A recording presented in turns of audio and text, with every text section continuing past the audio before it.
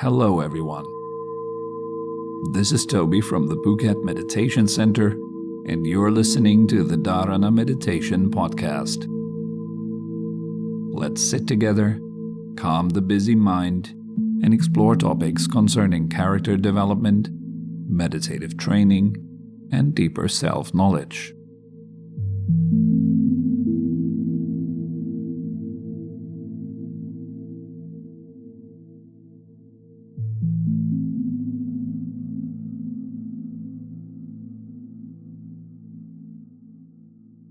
Let's begin by sitting upright.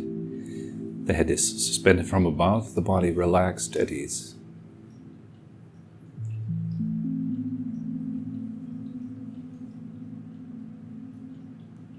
Upright and relaxed.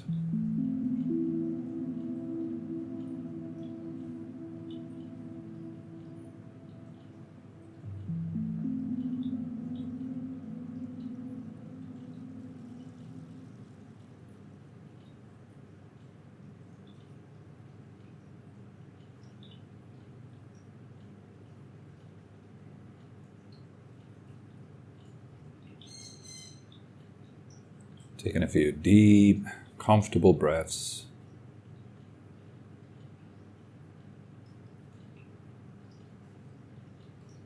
Breathe so that it feels good when you're enjoying it.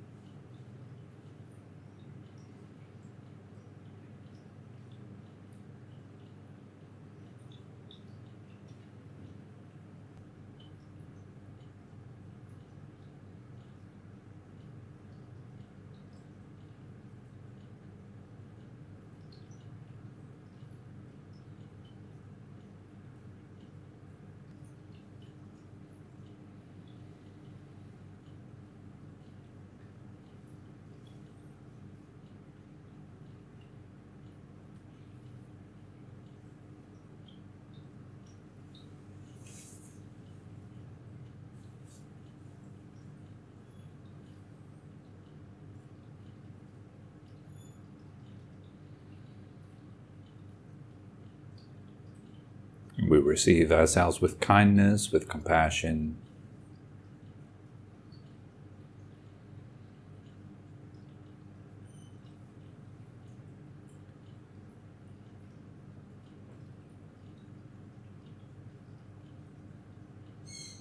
Giving a space for yourself in which you can be completely sincere, honest with yourself.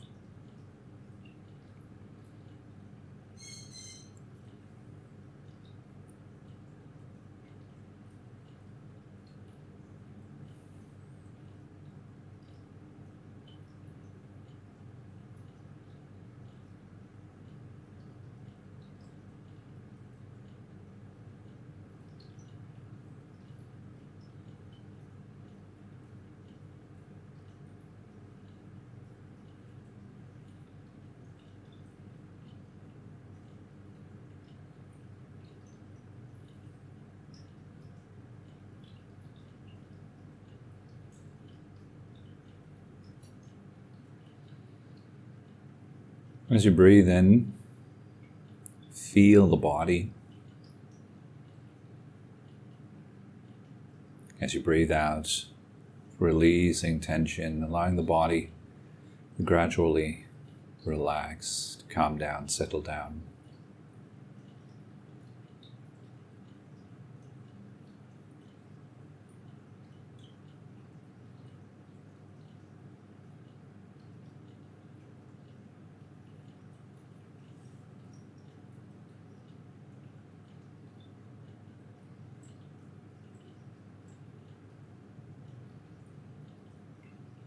Saturating the body with consciousness.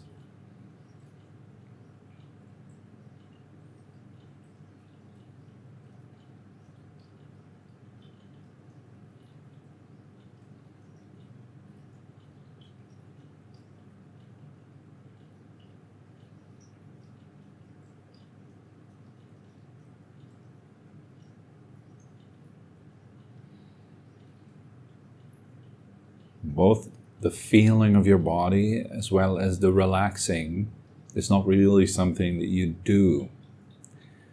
Something that happens. Seeing the body, feeling the body is very passive in nature. You don't do anything. You look, you watch, you experience what's there. As you breathe out, the relaxing happens all by itself, in its own time, in its own way.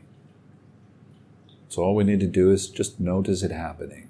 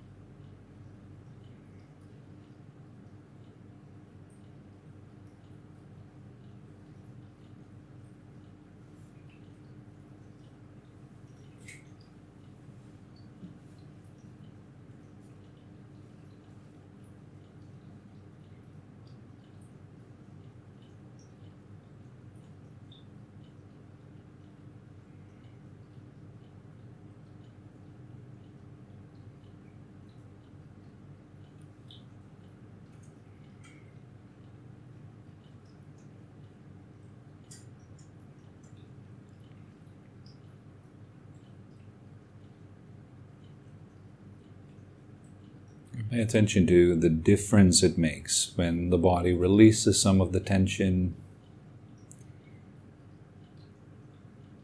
How is that different? Is it better? How is it better?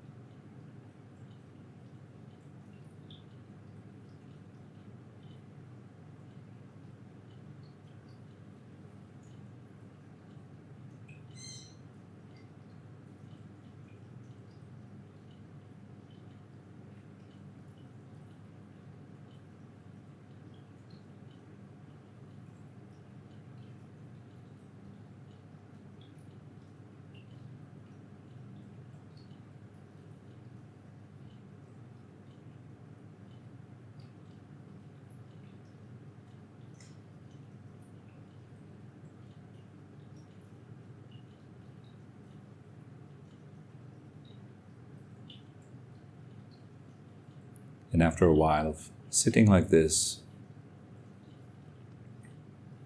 filling the body with awareness, releasing,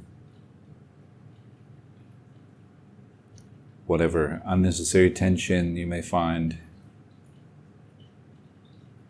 you will see that there is a clear difference from the beginning of the session to right now.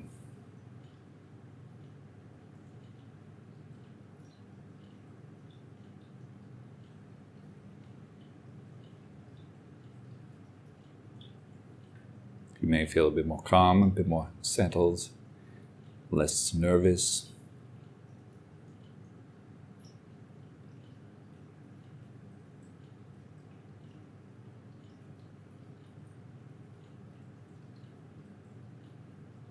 And it's important to discern those changes, to actually notice them.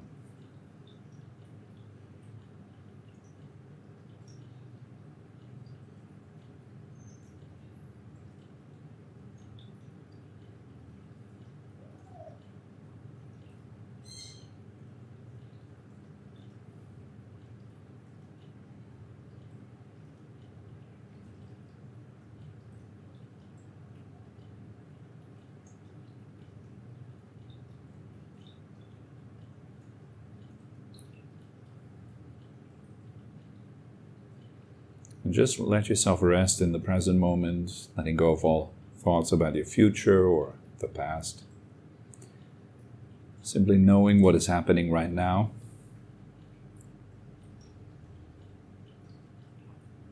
Knowing where your attention is.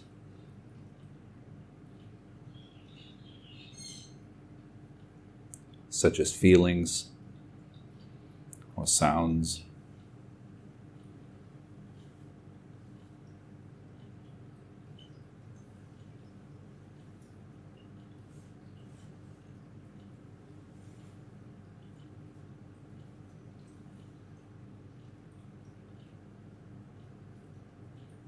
Or even the knowing of your thoughts arising and passing.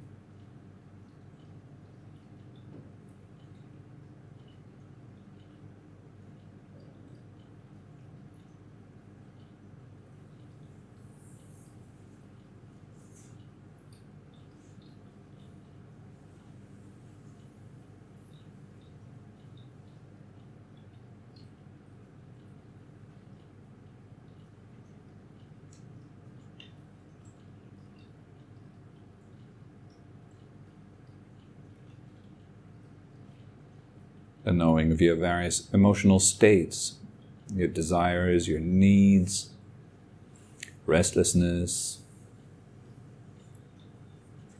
peace, joy, complaining, waiting, hoping, trying.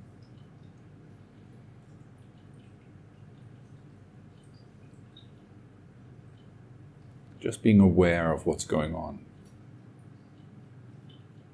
Not following it, not fighting it. Simply just knowing it.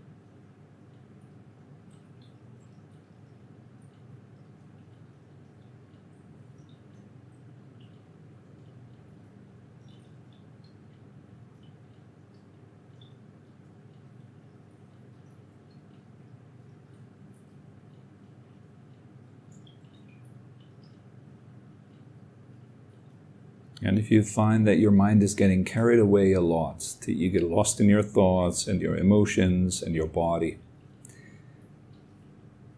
then you can practice anchoring the mind, taming the mind a little. Gently keep bringing it to the breath, holding the breath in mind.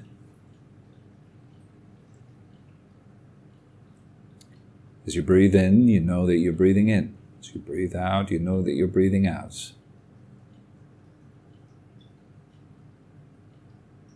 Just keeping the breath in mind, not forgetting it. Training yourself like that.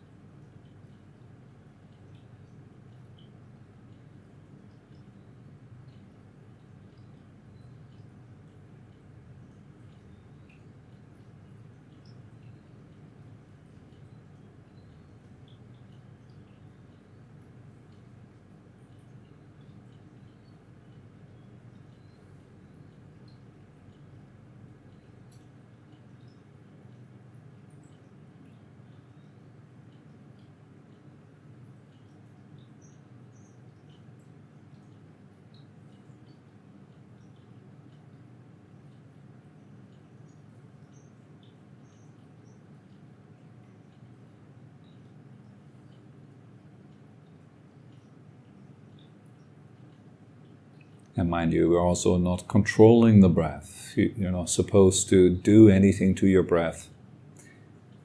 Again, the theme is to strengthen and cultivate that knowing quality,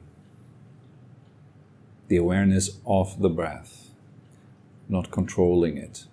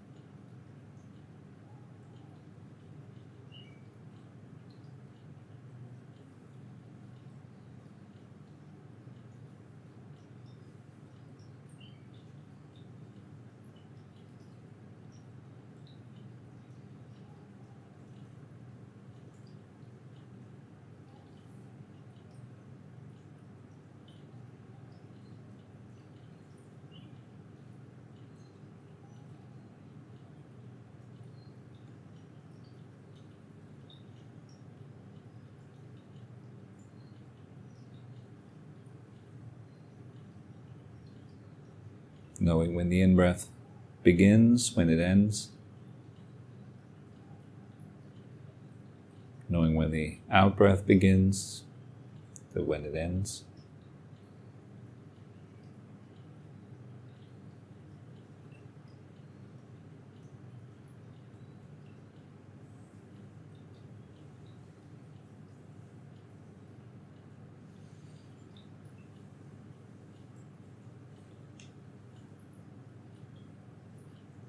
If your attention loses the breath and goes, for example, into a different body part and gets obsessed about something there, like a pain or something, then in that moment you have forgotten the breath. The mindfulness is now broken. So as soon as you remember the breath, you gently return back to it. But we're also not adding anything to the return, just coming back.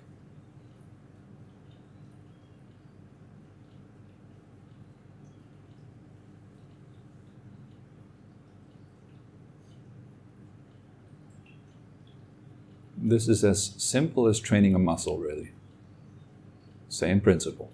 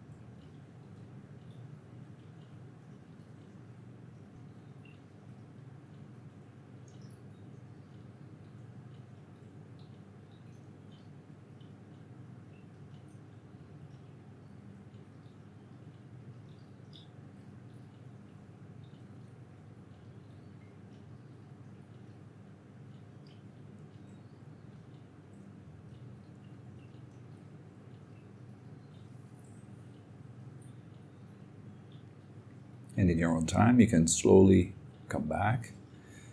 Open your eyes, gently stretch a little bit. Try to maintain general awareness of your breath. Very gentle, very soft. Just keep coming back to your breath. Knowing we're breathing in or out right now is always a great support for the practice. It serves as a type of anchor to train our mind with. All right, so good morning, everyone. It's good to see all of you. Today,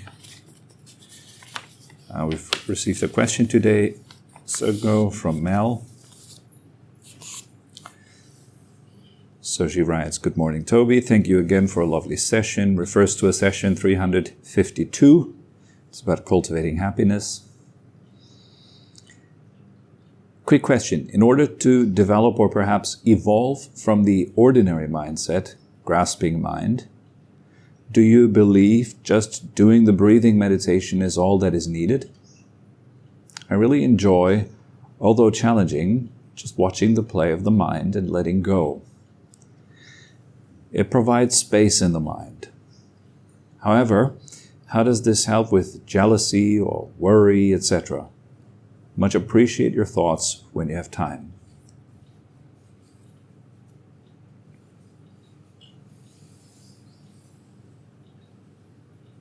Let's look at the first question first. In order to develop or perhaps evolve from the ordinary mindset, grasping mind, do you believe just doing the breathing meditation is all that is needed?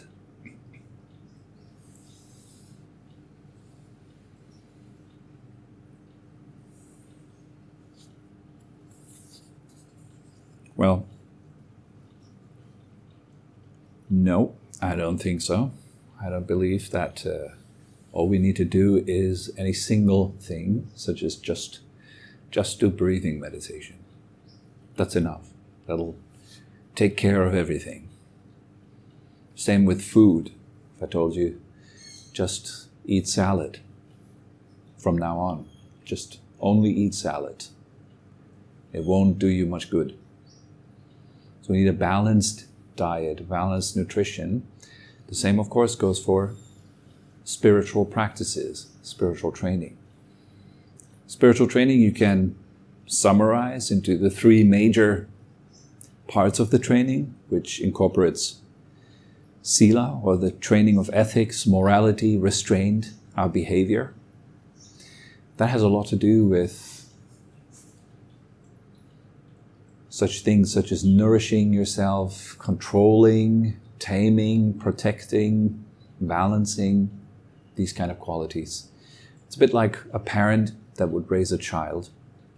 You need to apply different techniques for the well-being of your child to raise it. It's not enough to just discipline your child. Right? You can't just only discipline the child. It also needs other things. It needs balance. It needs it needs to have its positive qualities nurtured. It needs to be protected. It needs to be loved. It needs to be pacified at times. So being a parent requires a pretty broad skill set, I would say. Unfortunately, most parents have never really learned that, or never really made an effort to actually learn about that, let alone actually embody that. Actually having trained in that to the point where it's second nature to act in such ways.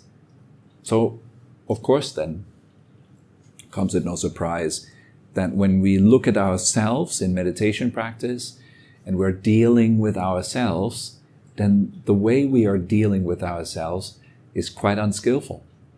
It's not very helpful. It's then usually based on quite one-sided approaches. Either we are overly controlling ourselves, or we are overly releasing ourselves.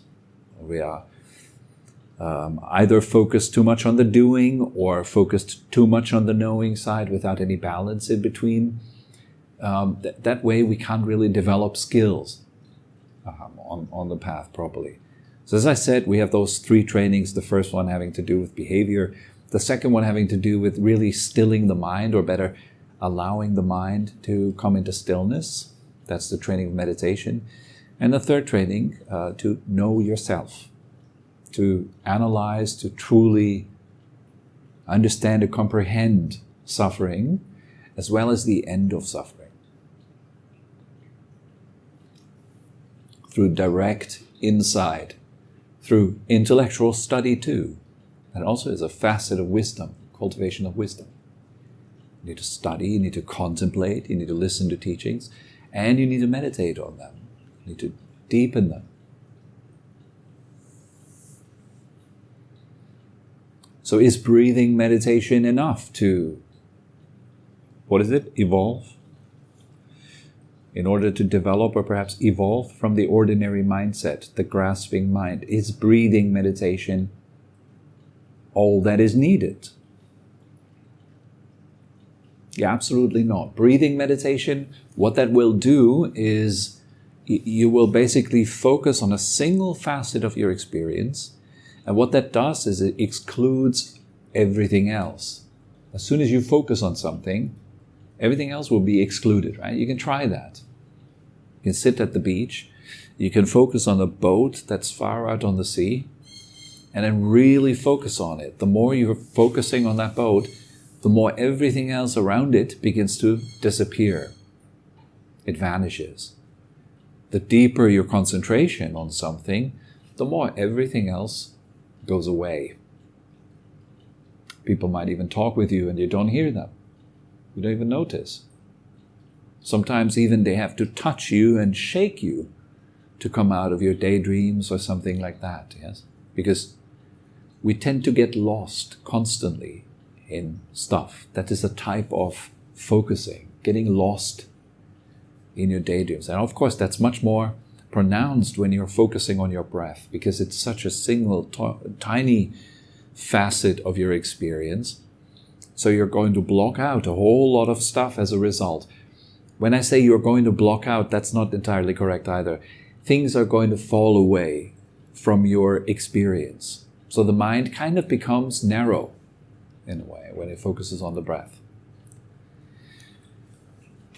Now, should we then do no breathing meditation? That's also incorrect. You need that, because the mind, when it is focused on something, when it is single-minded, then it builds power in that, because it becomes still.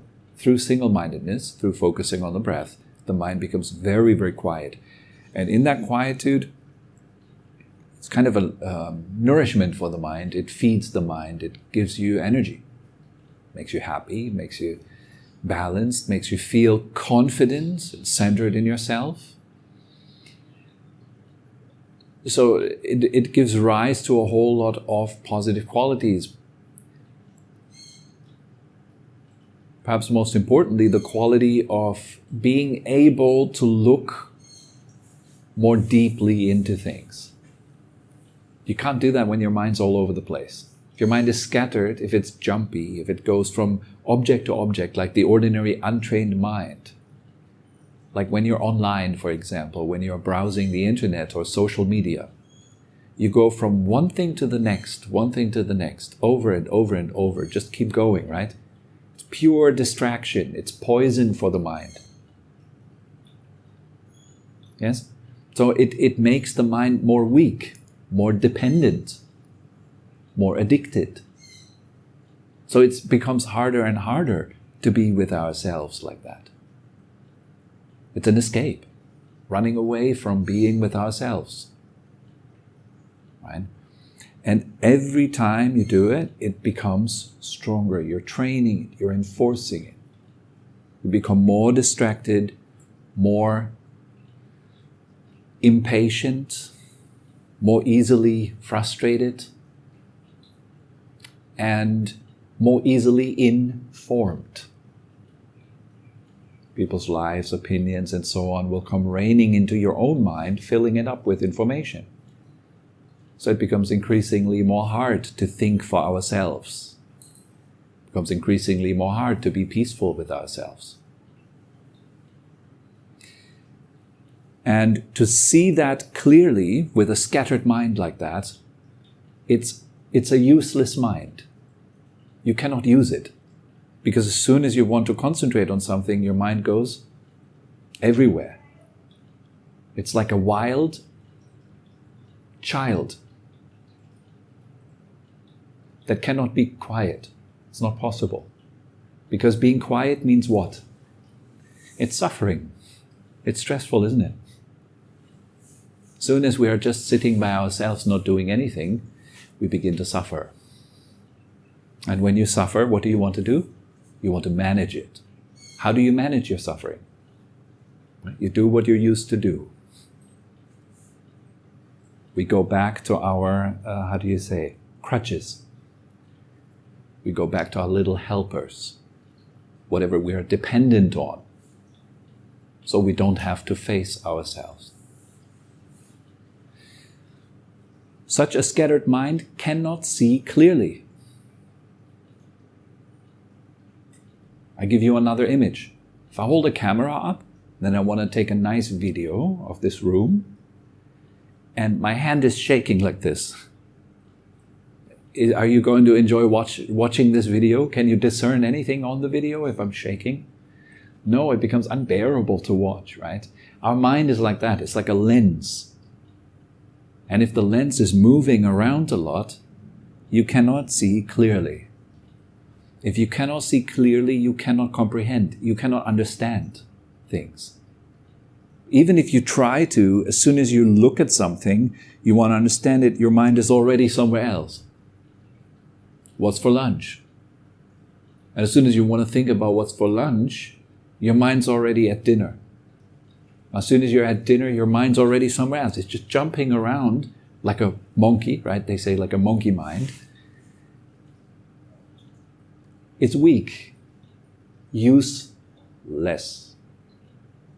And with a useless mind like that, we do whatever we feel like doing all day long. What the mind says, you're going to do. You're not in charge, your mind is. Your mind says, do this, do that, look there, listen to that. You have to follow. It's like the child controlling the parents. And the child has had no education. The child does whatever it feels like doing. Can a mind like that understand itself? Of course not. It's too shaky. It cannot see clearly.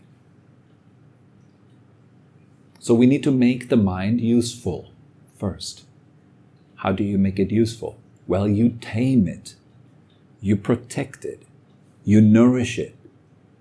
You look after it like a child that you love, that you take care of. You raise your mind up. That means you have to stop doing everything you want to do whenever you want to do it.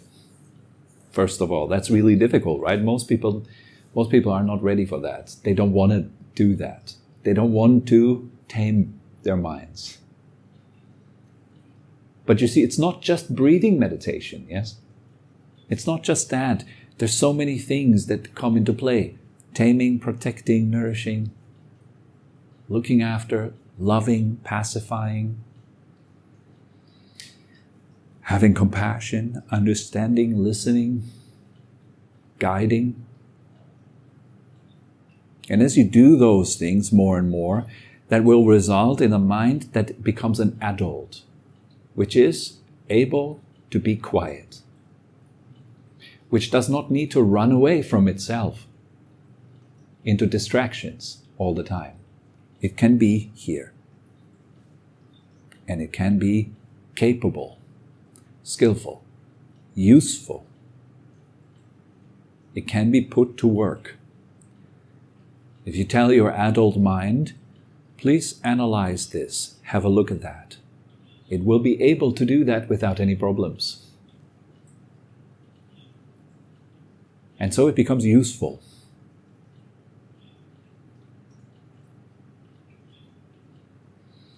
Once it is useful, meaning your behavior has changed, your parenting system has raised up your mind, second training, in meditation, to become an adult mind, a useful mind. Then you're applying that mind for deeper analysis, to understand what you observe. It's not enough to just watch. Like the whole thing, that mindfully washing the dishes, mindfully crossing the street, mindfully petting your dog. That's not going to lead you to enlightenment. Mindfully watching the breath, neither. It will not lead on to liberation from suffering. It will not lead on to enlightenment or to union with God or these things. It will not lead any further. It will just make you more calm. Yes, I give you that. It'll make you a bit more calm, a bit less scattered, a bit more flexible with your mind perhaps, but not necessarily more skillful.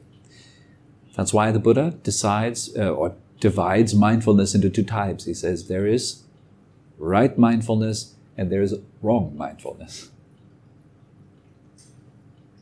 Wrong mindfulness is a result of wrong view, wrong resolve, wrong speech, wrong action, wrong livelihood, wrong effort, wrong mindfulness, and so on. Right mindfulness, on the other hand, being a result of right view, right resolve, right intention,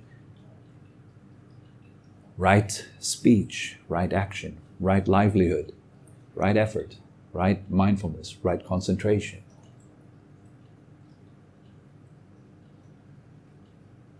leading up one by one, building your strength.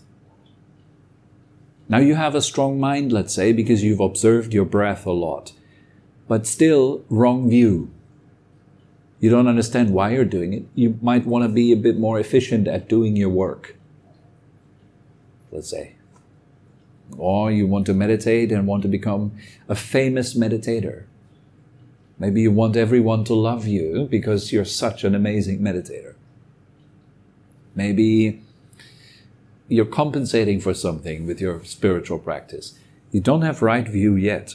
You don't understand why you're doing it for real, on the deeper level. That's because we never spent the time to correct our views at the beginning. Most of us just think, oh, meditation, okay, I'm just focusing on our breath and that's that. I'll just focus on my breath, or I just feel like watching the mind or something like that. That's not the solution, really. It's a step-by-step path. One facet of the path nourishing the next, strengthening the next, stabilizing the next.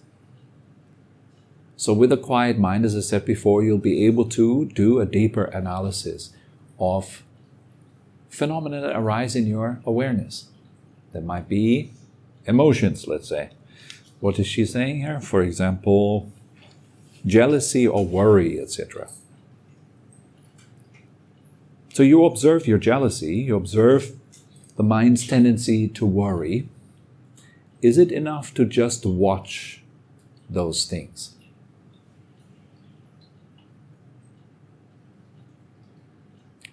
You could say yes, and you could say no. Yes, in the sense, if you were able to just watch without doing anything to it, if it was truly a disengagement, complete disengagement, but for most of us, that's not where we start at all. We are usually always engaged with what we're looking at in some way. You either like it or you don't like it. You attach to it, you go along with it, or you start fighting with it. So we need to look at things and carefully analyze them and our reactions to them. The key point here are our reactions to our experiences. Let's say you hear a bird outside and you want to meditate, and that is a really annoying bird. And you hear that bird and you get really annoyed about it. It's the same piercing sound all the time. That annoyance is usually what we do not see. We then focus on the sound of the bird with annoyance, with aversion, yes? And then we start obsessing around the sound of the bird based on that aversion. We're trying to mentally somehow get rid of it. We complain about it, and so on and so forth. The thing we should be watching and analyzing here would be our reaction to the sound of the bird. How do you relate to that sound of the bird? What is your part in the production of suffering?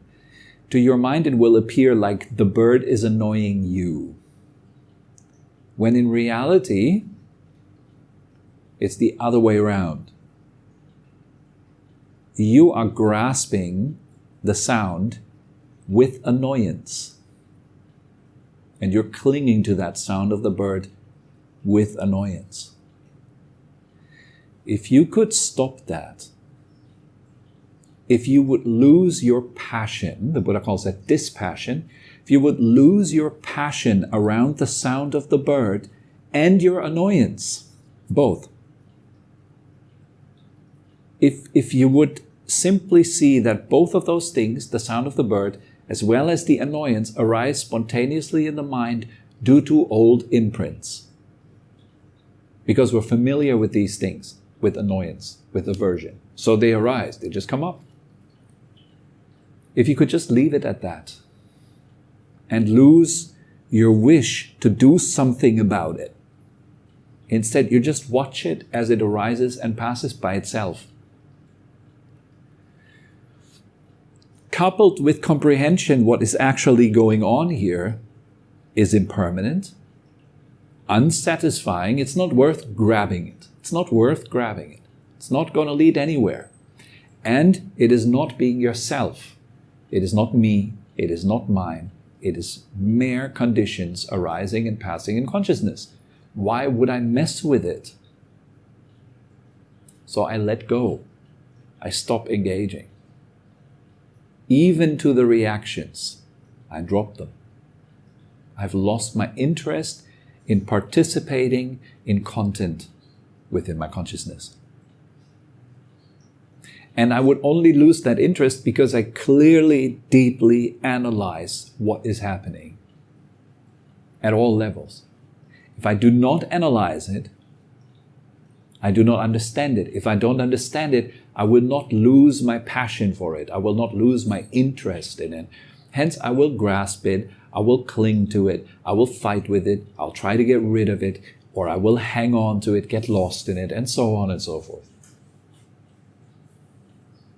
And so it just keeps going on infinitely. It's not the way to the end of suffering.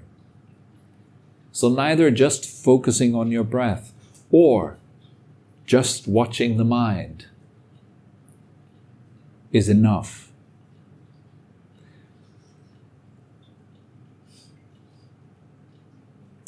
You have to follow the procedure from the beginning. You have to restrain yourself in some way, calm yourself, tame yourself. And within that restraint, meaning not doing whatever you want to do whenever you want to do it, but doing what's right, doing what's good for yourself, reducing your tendency to just go wildly after the delusions that arise in your mind. That's our first step. Taming ourselves. This is quite difficult. This is quite challenging. It's at the beginning of the path, all the way through the end. Secondly, then, based upon your taming, your reduction of stimuli, you can calm your mind more and more. So until it becomes very stable, very calm. And then you use that mind to look deeply into what you are experiencing, into who is experiencing or what is experiencing, and how you interact with those experiences. And what about all that is suffering? And how does that suffering come to an end? So true deep understanding arises out of that. The more quiet your mind is, the more potent your inside. The more potent your inside, the more easy it's going to be to adjust your behavior accordingly. If you adjust your behavior in turn, your mind becomes more quiet, and so on. All those three trainings, they actually support one another. If you increase one, the others increase. But it's never just one.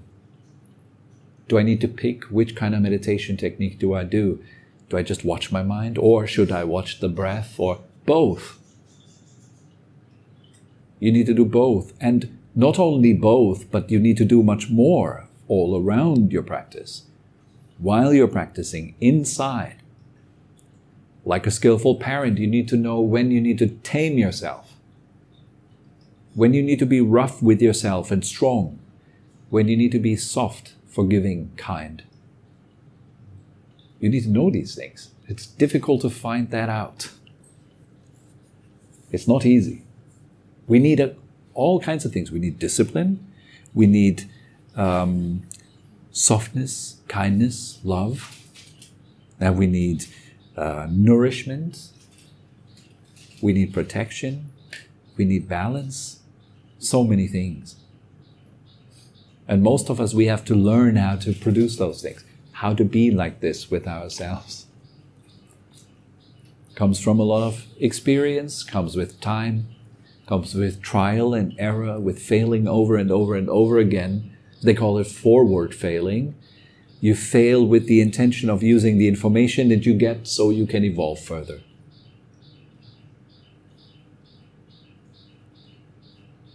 And last but not least, I'm going to answer your question with, it depends what you're looking for. What results do you try to achieve with your practice? What are the causes to manifest those results? Then apply those causes. A lot of people I found, they practice something without knowing why, without knowing what it intends to achieve, without understanding the causality chain that leads to that achievement. They just do something. Just doing something. Just watching the mind. And why do we do it? Because it helps us cope with our suffering. Helps us distract away from the fact that we don't know what we're doing.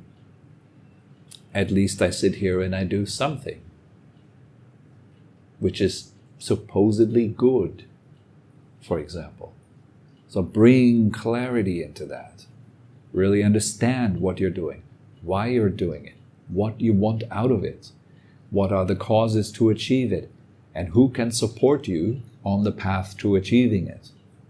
All that matters. Otherwise, we're just doing something because we're just doing it. But what's the outcome of that? I don't know. Something.